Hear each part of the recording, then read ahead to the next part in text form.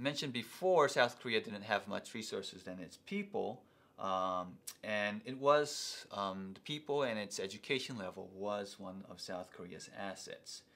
Now this chart here, this is for tertiary education, so basically going into college for 2010. If you look into the OECD countries and various few other countries across the whole world, this shows the percentage of 25 to 34 years old and 55 to 64 years old who have been through tertiary education. And you can see that in the case of Korea, among the younger population, it's almost 65%, and it's the highest in the world, substantially higher than Japan or Canada.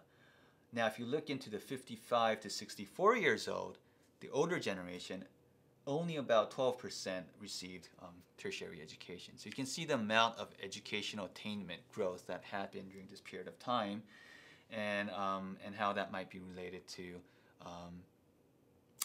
productivity growth, technology growth. So more educated people will be able to understand how to use technology, how to implement new corporate management practices, for instance. And those actually can translate into firm and economic growth.